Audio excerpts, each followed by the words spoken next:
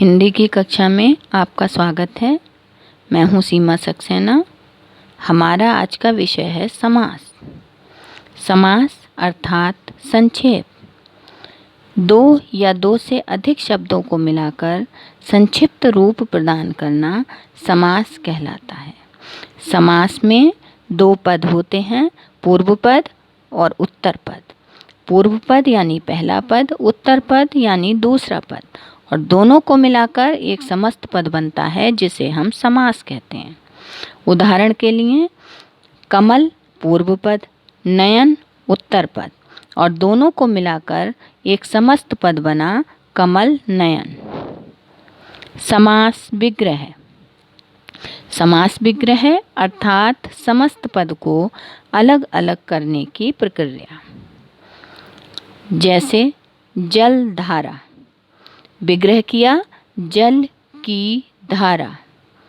फिर है चंद्रमुख, विग्रह किया चंद्रमा के समान मुख। अब है समास का वर्गीकरण। तो पदों की प्रधानता के आधार पर समास को 4 भागों में बांटा गया।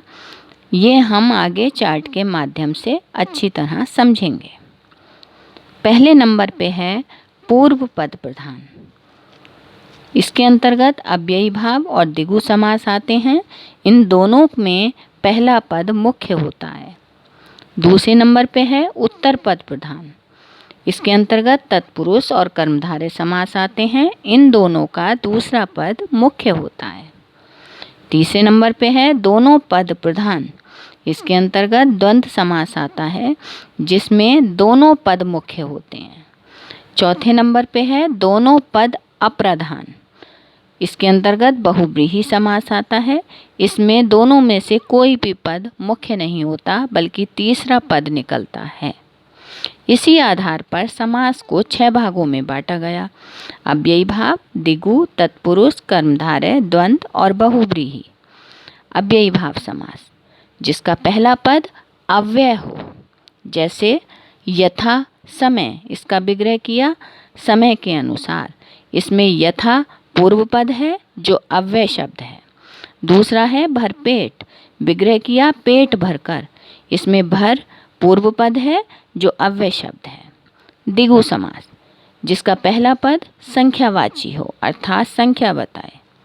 जैसे तिरंगा, इसका विग्रह करेंगे 3 रंगों का समाहार।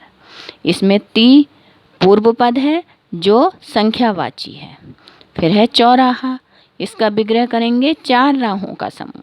इसमें चौ पूर्व पद है जो कि संख्या बता रहा है। फिर है तत्पुरुष समास जिसका दूसरा पद प्रधान हो। जैसे बैलगाड़ी, इसका विग्रह किया बैलों की गाड़ी। इसमें गाड़ी उत्तर पद है जो मुख्य है क्योंकि गाड़ी लगने से ही इसका अस्तित्व पता चला। फिर है रसोई घर, रसोई के लिए घर। इसमें घर उत्तर पद है जो प्रधान पद है।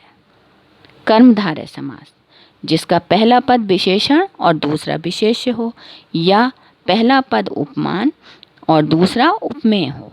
जैसे काली मिर्च, इसका विग्रह है काली है जो मिर्च।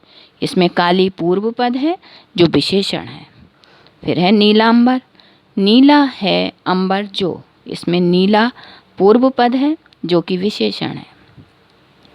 द्वंद्व समास जिसमें दोनों पद प्रधान हों। जैसे माता पिता, इसका विग्रह होगा माता और पिता। इसमें दोनों ही पद मुख्य हैं। सीताराम, इसका विग्रह होगा सीता और राम। इसमें दोनों ही पद प्रधान हैं। बहुव्रीहि समास जिसमें दोनों में से कोई भी पद मुख्य नहीं होता बल्कि कोई तीसरा पद प्रधान होता है। जैसे नीलकंठ, इसका विग्रह होगा नीला है कंठ जिनका अर्थात शिव। इसमें दोनों ही पद अप्रधान हैं।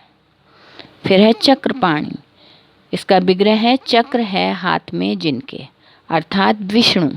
इसमें भी दोनों ही पद अप्रधान हैं। इस तरह हमने सीखा कि समास पदों को जोड़ने की प्रक्रिया है और समास विग्रह पदों को तोड़ने की प्रक्रिया है। तत्पुरुष समास के बारे में विस्तार से जानने के लिए हमारा अगला वीडियो देखें।